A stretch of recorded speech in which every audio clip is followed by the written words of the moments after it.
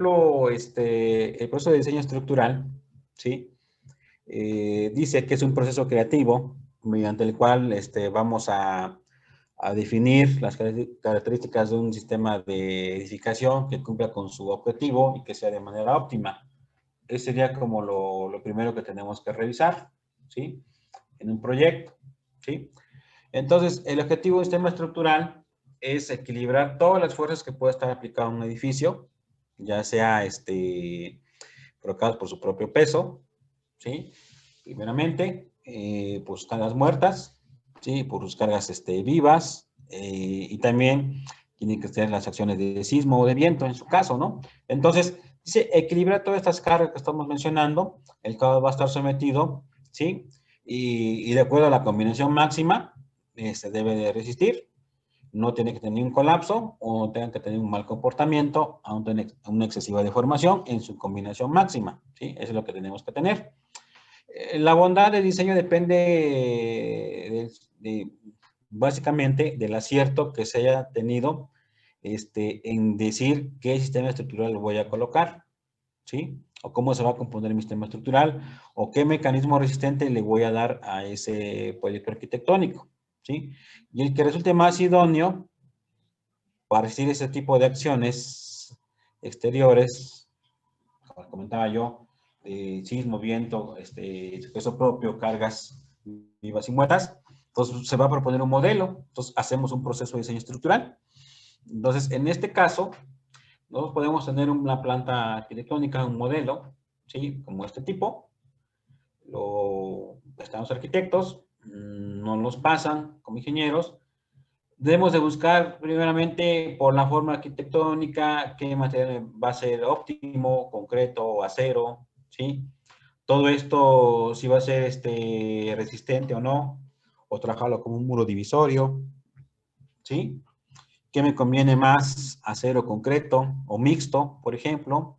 Entonces, primeramente el arquitectónico, yo hago mi primera propuesta, ¿sí? Donde verifico, ¿sí? Veo, planteo mi colocación de columnas, yo le comento al arquitecto si es estable o no es estable, a simple vista, ¿sí? ¿Qué hacer o qué se necesita más para hacer que sea estable? Lo platicamos para ver si no le interrumpe su flujo arquitectónico, ¿sí? Hacemos nuestros primeros bosquejos de estructuración, ¿sí? Y ya lo llamamos un modelo, ¿sí? Y en ese modelo nosotros empezamos a observar el comportamiento de la estructura, como dice, no hay que tener muchas deformaciones excesivas, ¿sí? Vemos todas las posibles combinaciones y si es estable o no. En caso de que no lo sea o no cumplimos con una parte del reglamento, buscamos otro sistema estructural o vemos qué hacemos en ese proyecto. Entonces, en un proceso de diseño estructural, no solamente a la primera vez queda el proyecto, hay que hacer varias propuestas. ¿Qué claro? Si vamos a meter contravientos, si qué sistema de piso vamos a colocar, si va a ser los acero, concreto, ¿sí?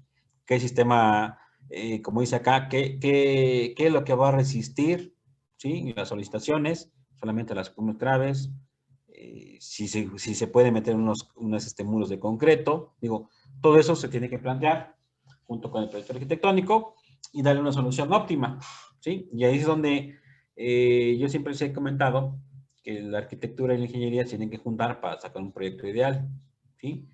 Yo siempre he dicho, cualquier proyecto se puede construir siempre y cuando primero se pongan de acuerdo y sea un proyecto eficiente, ¿sí? Y hoy lo han visto, cada día las estructuras son un poco más raras, ¿sí? En cuanto a cambios bruscos, como decía el primer artículo, el 140 de seguridad estructural, toda edificación tiene que resistir sus acciones, ¿sí?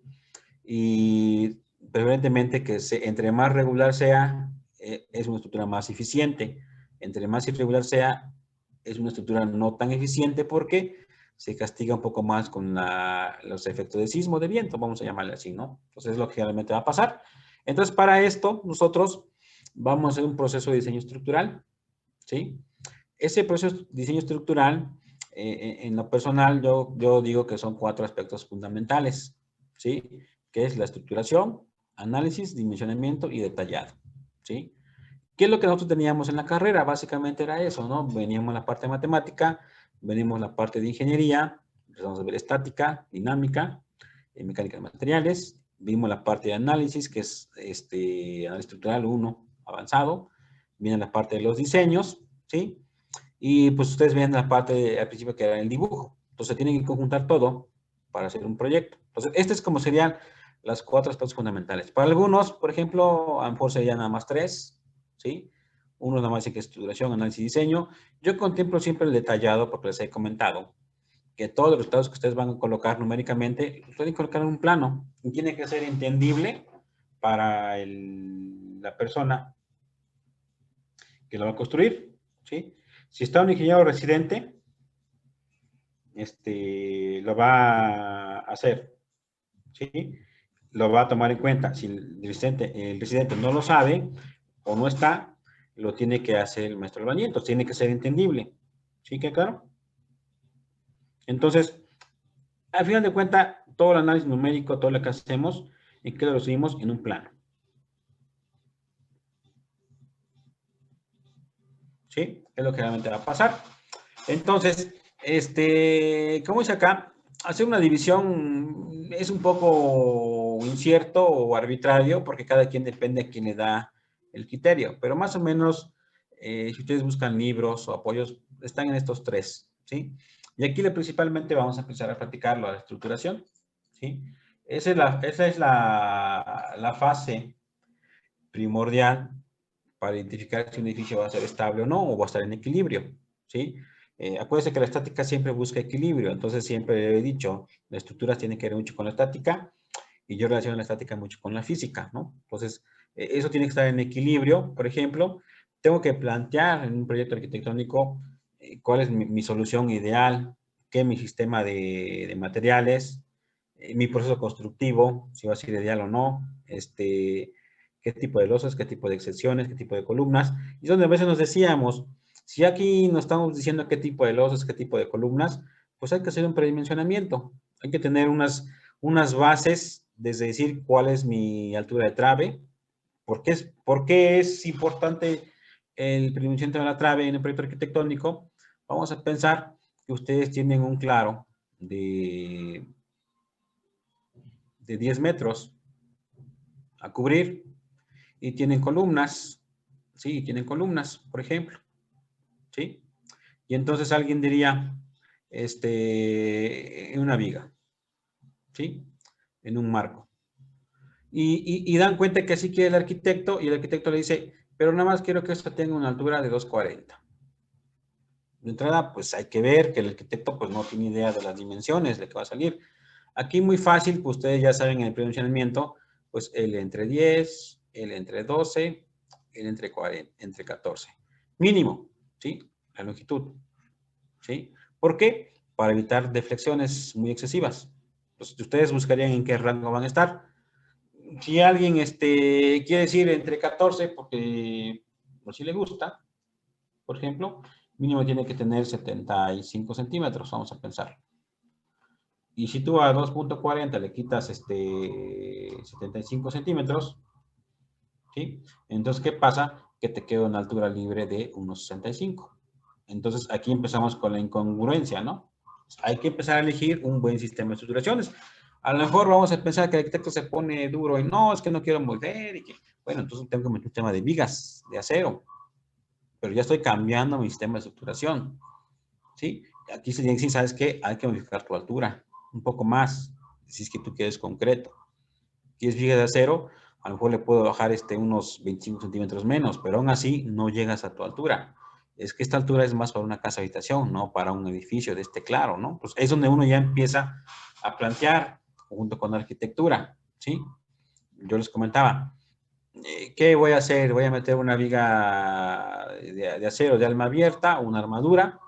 Ustedes ya saben que la flexión es un punto importante.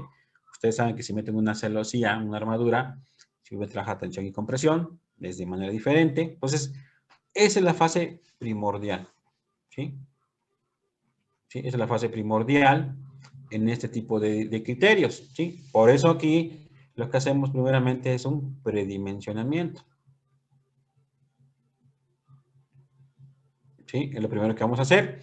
Después de acá, que estemos bien, análisis se comporta bien, pasamos a diseño. Aquí revisamos si esas dimensiones son las correctas o no, ¿sí? Si no son las correctas, volvemos desde nuestro punto número 1, ¿sí? Y cambiar nuestro sistema, por ejemplo. A lo mejor digo, no me conviene, o alguien quiere decir, quiero hacerlo en mampostería, ya está bien complicado en mampostería, ¿sí? Entonces uno empieza a elegir, y lo que les he dicho, ¿no? En esta parte sí se requiere un poco de creatividad y de criterio ingenieril, ¿no? Sobre todo creatividad y criterio, ¿no?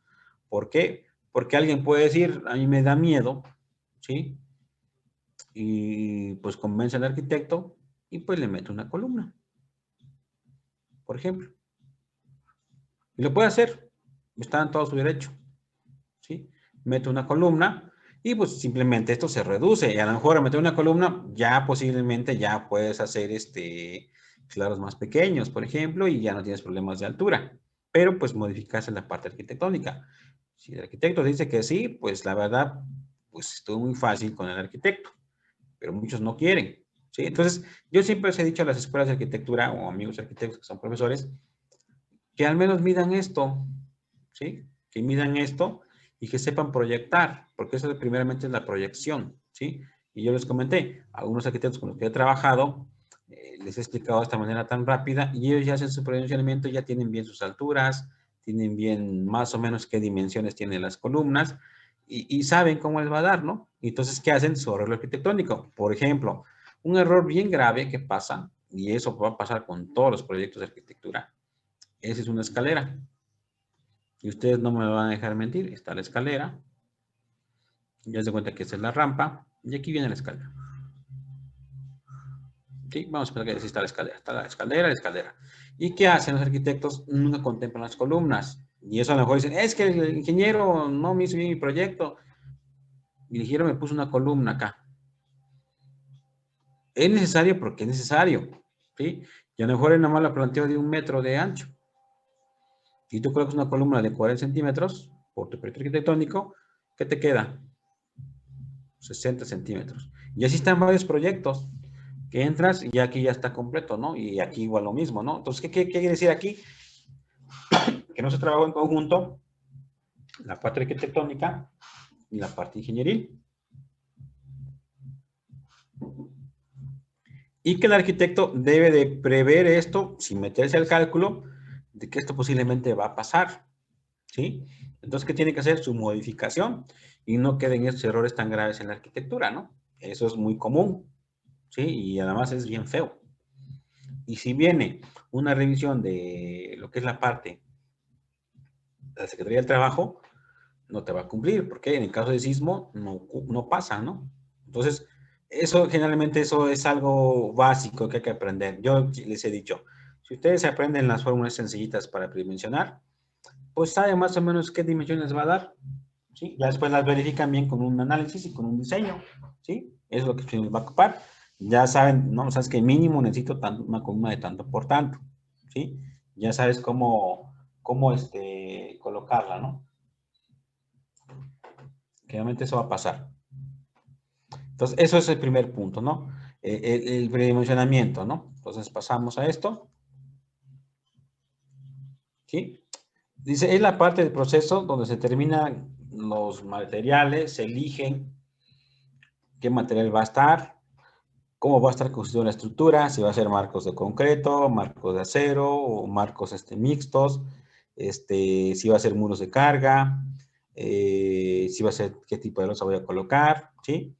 Entonces, de cómo va a estar construida la estructura, la forma global de toda la estructura y de sus arreglos de sus elementos, vigas, traves, cómo van a estar y sus dimensiones, ¿sí? Y características más esenciales. Porque hay errores tan sencillitos, por ejemplo, tenemos una columna, donde aquí mejor colocamos una columna, y aquí colocamos una columna, y aquí colocamos una columna, y a lo mejor aquí colocamos una columna así, ¿sí? Por error o por construcción, pero así luego llega a pasar. Y luego hacemos esto. ¿Qué es mejor? ¿Lo hago así recto? ¿Así recto? O mejor lo trato de hacer así inclinado, pero que cubrirlo con columna. Para ustedes, ¿qué es mejor, por ejemplo? ¿Cuál de las dos opciones? ¿Podría ser inclinarlo para tener un buen amarre? Así es.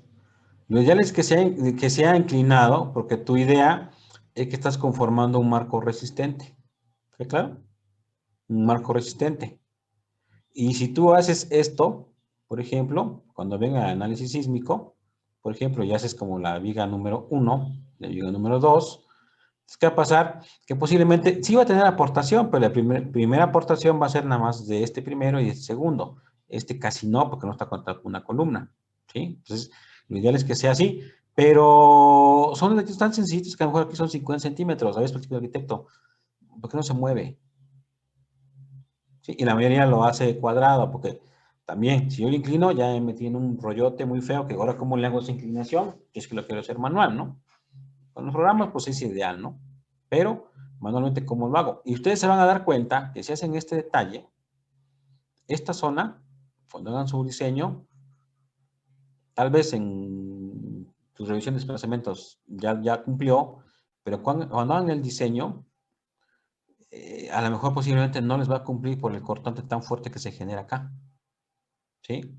Por eso ustedes en concreto, hay un punto donde dice cuánto debe ser esta separación mínima de una columna de esta viga, ¿no? Vamos a llamarle así, o cuánto es la separación mínima de esta viga. ¿Por qué? Porque si las vigas o las columnas también están muy cercanas, vamos a pensar que aquí están las vigas, las columnas y aquí está la viga, aquí se genera un cortante muy fuerte, ¿sí? Y aquí también se genera un cortante muy fuerte.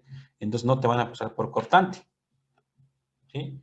Tú lo vas a intentar y por cortante no va a cumplir y, por ejemplo, los estribos no van a cumplir y ¿qué haces?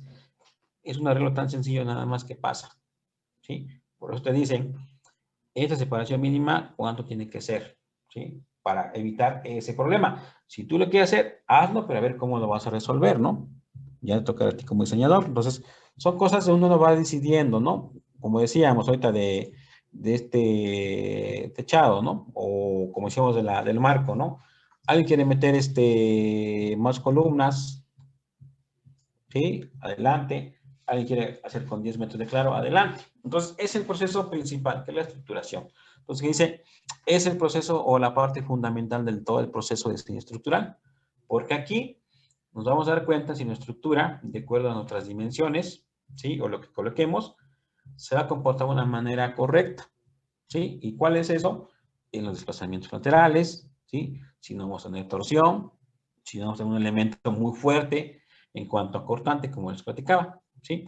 Entonces, de la correcta elección, ¿sí? De la correcta elección, si nosotros elegimos un buen sistema o esquema estructural,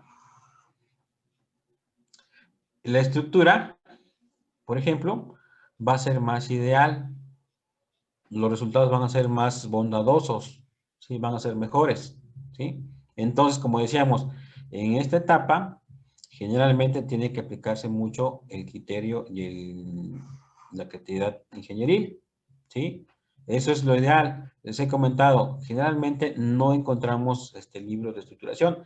Podemos ver el tipo de estructuración que puede haber, ¿sí? Pero no cómo colocar la estructuración. Por ejemplo, este ejemplo, ¿no? Vamos a pensar que son las mismas características de nave industrial, ¿sí? Alguien puede decir, hago marcos de acero, ¿sí? De sección variable, ¿sí? Articulados.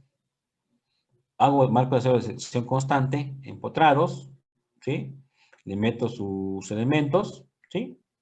Por viento y por sismo. Alguien puede decir, lo puede hacer en vigas de alma abierta, armaduras o columnas en celosía, y esto tiene otro comportamiento, ¿sí? Entonces, uno busca cuál de estos es más ideal, ¿sí? Pero no te va a decir un libro algo de esto y algo de esto, ¿no? Ya es, como dice acá, es tu criterio, ¿sí? Lo que tienes que realizar. Ya sabes ustedes que si ponen un marco de acero, por ejemplo, ¿sí? Por ejemplo, puede que tenga un comportamiento de flexión muy fuerte. Si ustedes quieren controlar la flexión, pues meten una armadura, tanto en columnas, tanto en vigas. En cimentaciones, por ejemplo, si hacen articulado, es una cimentación más sencilla. Si lo hacen empotrado, es una cimentación donde van a tener más requisitos de revisión, ¿es claro? Y si colocan una columna en celosía, por ejemplo, aquí nada más llega tensión y compresión.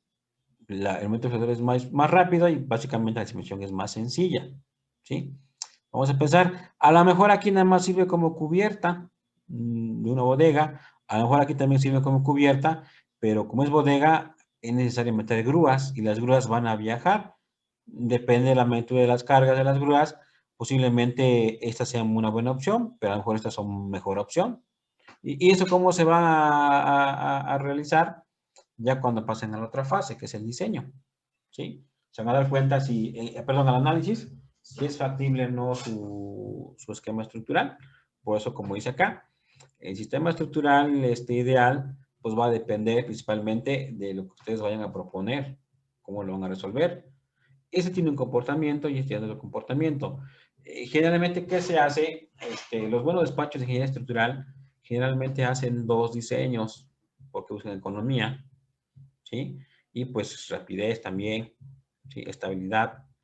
Yo siempre les he comentado a algunos compañeros, ¿no? Que dicen, ¿cuánto me cobras por esto? Pues si tú lo hacías de esta manera, y después yo te lo puse de esta manera, porque pues, el ingeniero A te dijo esto, y me contaste como ingeniero B, y te estoy eficientando, un ejemplo, 1 millón de pesos, pues págame bien, ¿no? Así es, ¿sí? Entonces, siempre es eso lo que hay que trabajarlo, ¿no? Un buen proyecto estructural depende de una buena estructuración. Y yo les he comentado siempre, igual, esto, pues, alguien lo puede aprender y lo puede hacer en un programa de cómputo, pero los resultados hay que entender. Y es donde vienen los graves errores. Ahorita les voy a mostrar unos ejemplos cuando llegamos a la fase de análisis, ¿queda claro? No sé si hasta aquí hay alguna pregunta, algún comentario. No dije todo claro. Ok. Proseguimos. Después de esto, digo, no vamos a encontrar el libro. Eso depende ya de ustedes. ¿Cómo le dan solución? Lo que sí pueden hacer es ver, ¿no? O sea, es que yo veo ese techado, veo cómo lo solucionaron. Me agradó, me gustó. Adelante. Veo este otro techado. Lo puedo tomar en cuenta. ¿Qué pasa si lo cambio a tubo? ¿Qué pasa si lo cambio a ángulos? ¿Qué pasa si lo cambio a PTR? O sea, eso sí podemos observar, ¿no? Cómo solucionó el compañero. Ver si es factible su solución o no.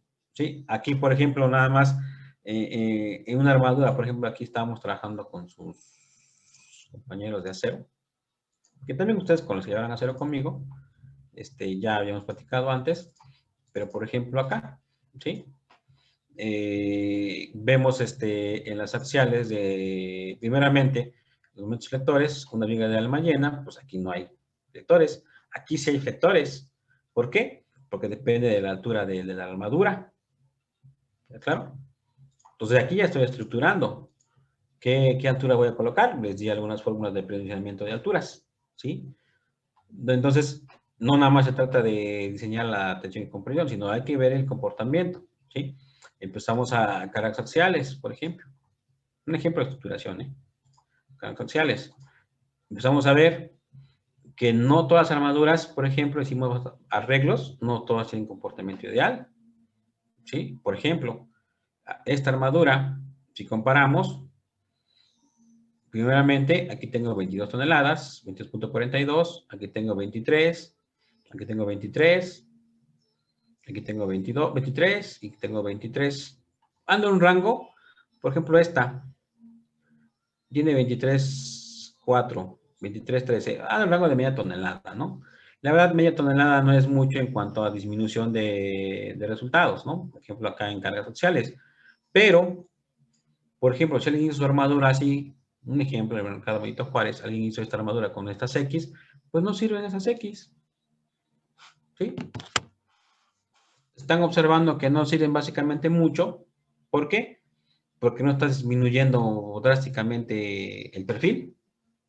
Entonces es material que es de más, es más costoso, pero si en cambio la gente piensa que es más ideal y lamentablemente no. Por ejemplo, hice un tipo de armadura de este tipo, tiene 23, 13. Esa tiene 23, 9. O sea, la diferencia es mínima. ¿Y qué hizo este ingeniero? Le quitó algunos montantes. ¿Qué hizo? Economizó la armadura. ¿Sí? Se economizó. ¿Qué pasa con esta otra armadura? Tiene 22.33 y tiene 23.09. O sea, también la diferencia es un poquito más de media tonelada. Y si se dan cuenta, tiene otros efectos. Por ejemplo, principalmente, ¿qué sería tensión? Y aquí está trabajando con presión. ¿Sí? Pues les he dicho que las diagonales revisen tensión y compresión. ¿Sí? A mi criterio, ¿sí? Los dos. Y los montantes acá, se dan cuenta que aquí los montantes casi no están trabajando al 100% o no tienen mucha carga. Y aquí sí están trabajando. Entonces, ¿qué haces? Llegas a este modelo simplemente por el cambio. Tiene la misma carga W, no, los que estuvimos en acero hicimos bastante de esto. Bueno, les comenté un poco de esto. Tiene la misma carga. Simplemente acá dices, aquí sí trabajan los montantes y aquí no. Así, nada más por el cambio de la diagonal. ¿Sí? ¿Y qué pasa? Pues si yo veo que aquí no están aportando mucho, pues lo puedo quitar aquí arriba. Entonces, ¿qué pasa? Quité peso. Y al quitar peso, pues me ahorro material. Claro que tiene que ser estable. Esta armadura, pues es igual. ¿Sí? Nada más que le hicimos menos peraltada. ¿Y qué pasa? Posiblemente incrementan las cargas axiales. 36, está más pesado y tiene más deflexión, por ejemplo. ¿Sí? Vamos a encontrar más deformación. ¿Sí? Tenemos aquí punto 0.15 y aquí tenemos punto 0.008. Hay más deformación. Seguimos más como ejemplo, ¿no? de estructuración. ¿Sí? Tenemos, les decía, un arreglo, digo, ¿cómo quieren disminuir? Es con la misma carga, ¿cómo quieren disminuir los axiales para disminuir perfiles? Pues simplemente le hacen una cumbrera y vean que baja hasta la mitad del perfil. Entonces ustedes deciden con cuál armadura van a llegar. Pero para eso, como decíamos nosotros, en estos esquemas, ustedes dirían, hay que tener creatividad y criterio para poder hacer un arreglo correcto, ¿sí? Un arreglo ideal, ¿sí? Y eso, pues, se va adquiriendo a través de la experiencia o, como se dice, hay que aprovechar las bondades de los programas, hay que entender los resultados y me dedico a modelar primeramente y veo la mejor opción. Como les decía yo hace ratito, una memoria de cálculo no es la primera forma estructural, no es la correcta. Si le llega a atinar la primera, está muy bien, pero si no, tiene que ser pruebas y pruebas. Como ahorita veíamos en las armaduras, pues eso es lo que harían ustedes, ¿sí? Y pues hacen una armadura más eficiente contra la otra. Y van a encontrar y van a decir, es que ¿por qué aquí la armadura está bien sobrada y aquí no está tan sobrada? ¿Sí? ¿O por qué tiene el perfil más grueso y aquí más delgado? Simplemente por el cambiar un sentido de diagonales, nada más. Y eso, pues, también hay que ver para qué es el uso del edificio o la edificación o la nave. Y entonces vamos a encontrar, por ejemplo, los más eficientes en la armadura pues, son los arcos. ¿Sí? Pero cuando uno ya cambia la forma, también ya cambia el costo. ¿Sí? Entonces, como decía, un buen diseño, pues te va a involucrar buen costo y buen análisis. ¿Queda claro? Entonces, yo puse como ejemplo esto, ¿no? Que estaba trabajando con sus compañeros de acero ahorita. Y igual, digo, la mayoría que estamos aquí, pues llevamos acero también. Y vemos cómo es eficiente, ¿no? Y desde ahí yo ya elijo, ¿sí? Ya elijo un buen perfil que no me cueste tanto. Ya saben ustedes, si tengo cargas axiales muy altas, pues posiblemente voy a tener más pandeo, ¿sí? Va a fallar por pandeo local, por pandeo general, ¿sí? Veo la relación espesor, no quiero un pandeo local, ¿sí? O no quiero un pandeo general. Ya cada quien toma su decisión y un tipo de diseño, ¿no? Es lo que uno implementaría. Ya sabe uno que pues no tiene que escoger perfiles, sección esbeltas o tipo 4, porque van a revisar más cosas. Sí se puede hacer, pero van a revisar más detalle y no le va a pasar algunos perfiles.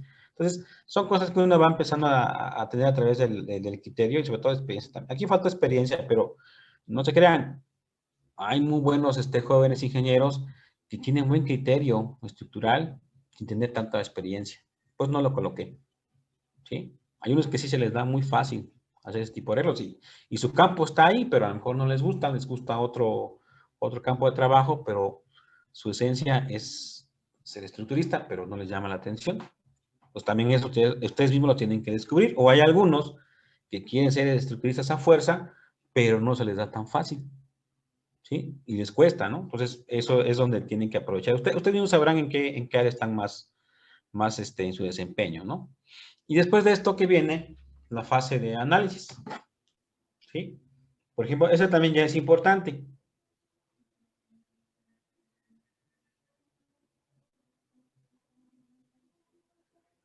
¿Sí? Este es importante porque, por ejemplo, de una buena estructuración, pues hacemos más rápido un análisis. Una estructuración un poquito más compleja, no tan ideal, también se complica el análisis, ¿sí? Entonces, dice, se incluyen bajo esta denominación las actividades que llevan la determinación de la respuesta de la estructura ante las diferentes acciones exteriores que puedan afectarla. Es decir, se trata de determinar los efectos de las cargas que pueden afectar la estructura durante su vida útil, ¿sí? Estas cargas ya saben que, pues, primeramente es una carga muerta, una carga viva, ¿sí? Pues, cargas sísmicas, cargas de viento, ¿sí? Incluso algunos en acero, pues, a lo mejor pueden meter y pues sería temperatura o una deformación impuesta. Un ejemplo, ¿no?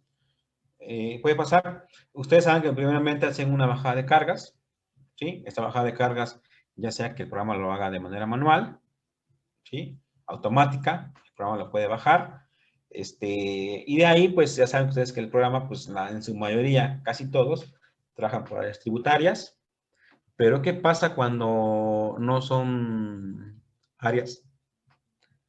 Por ejemplo, con 4 lados, con 5 lados, ya no lo bajan los programas, ¿sí? Ya no lo bajan. Cuando tienen 5 lados, un polígono, vamos a llamarle así que es un polígono de área, ya tiene 5 lados, ya no lo baja. Entonces, uno tiene que también hacer unas bajadas manuales y se las tiene que asignar, ¿sí? Digo, si este marco lo comparan con un marco con cargas distribuidas, ya saben ustedes que son diferentes. Los cargas con marcos distribuidos o con cargas triangulares triangulares, son diferentes resultados. O sea, alguien quiere hacer una comparativa entre manual, como lo aprendimos en clase, con cargas distribuidas, pues nunca va a dar, porque son diferentes distribución de cargas de entrada, ¿sí? Entonces, primero hay que hacer eso. Hay que definir bien nuestras cargas sísmicas, por ejemplo, ¿sí? Cómo van a trabajar, ¿sí? Nosotros, por ejemplo, acá en este ejemplo, yo lo tomé y lo coloqué y se ven todas las cargas son igualitas. Aquí, aquí, aquí, y eso no es cierto, ¿sí? ¿Por qué? Porque las cargas de sismo también dependen sobre la tributaria. Posiblemente estas dos van a ser iguales, pero estas no. Estas son iguales y estas dos de la vía son iguales, ¿sí? Si es que es una estructura regular. Entonces, también vamos a ver criterios de cómo aplicar cargas, por ejemplo, ¿sí? Y una manera sencilla, que esta es la manera rápida y sencilla, y hay otra manera donde vamos a ir haciendo las tributarias. Entonces, las cargas que cobran la estructura, pues hay carga muerta, viento, carga viva, sismo, todo eso tiene que tomar en cuenta para el análisis y diseño. Sobre todo, primeramente, también el peso propio, ¿sí? Porque hay veces que se les olvida el peso propio y a veces el peso propio es bastante fuerte nada más, ¿no? ¿Ya claro? Y acá, en este sistema de análisis, por ejemplo, ya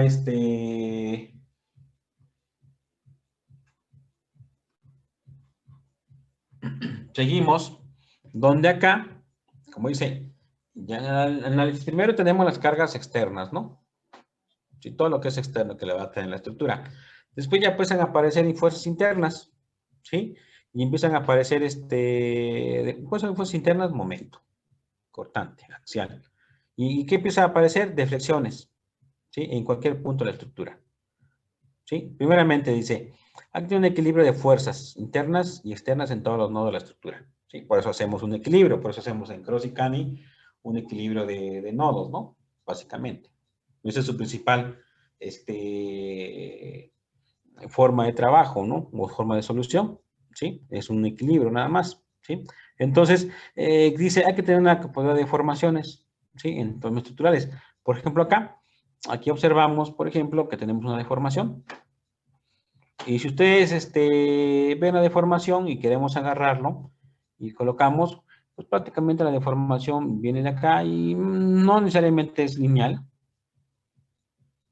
¿sí? No necesariamente es lineal, porque aquí se da cuenta que no es lineal, pero es muy semejante a la línea, entonces quiere decir que es estable la deformación, ¿sí? Y si, por ejemplo, alguien encuentra una deformación de este tipo, por ejemplo, aquí así, tiene una deformación así, ya que tiene una deformación de este tipo,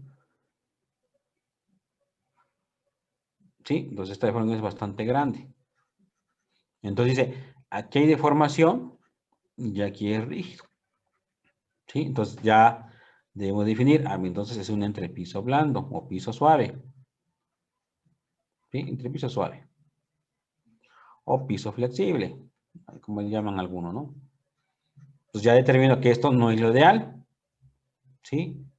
Tengo que tratar que sea ideal, ¿sí? Entonces aquí me doy cuenta que está mal mi configuración o tengo que ser un poco más severo en mi diseño, por ejemplo, ¿sí? Y a través de eso, por ejemplo, ¿qué es lo que vamos a encontrar? Una computabilidad, por ejemplo, de equilibrio de fuerzas, de formaciones, ¿sí? Igualmente las fuerzas que actúan en la estructura, nosotros suponemos que son de este tipo, ¿no? Por ejemplo, un poco lineales, ¿no? La verdad es que no siempre va a ser este tipo, ¿sí? Así lineal, ¿sí? Ese es lo ideal, pero no se puede cumplir para que tenga deformaciones de esta manera, ¿no? Vamos a llamarle así, ¿no? Y después hay que tener buen comportamiento entre fuerza y deformación. O sea, ya sabemos que entre más fuerza va a tener más deformación, ¿sí? Entonces, ¿qué pasa? Que esta fuerza hay que controlarla. ¿Cómo? Pues con el peso, ¿sí? ¿Y cómo controlamos esta deformación? Pues está involucrado la masa, entonces está con la masa, por ejemplo, o con la rigidez, ¿sí? Entonces es lo que tenemos que equilibrar y pues cumplir lo que nos marcan los reglamentos. Está el límite de servicio y está el límite de colapso, ¿no? Entonces a través de eso, ¿qué pasa? Que tenemos un resultado de diagramas, ¿sí? Un diagrama de envolventes, ¿sí? De vigas y de columnas. El primer paso es diseñar con la envolvente máxima de vigas cuál es el posible escenario de todas las combinaciones que va a dar el armado de las varillas. Y en las columnas hay criterios, ¿no? Revisamos una columna por todas las combinaciones o con los envolventes. Ya depende del diseñador. ¿Está claro? ¿Hasta aquí algún comentario, pregunta?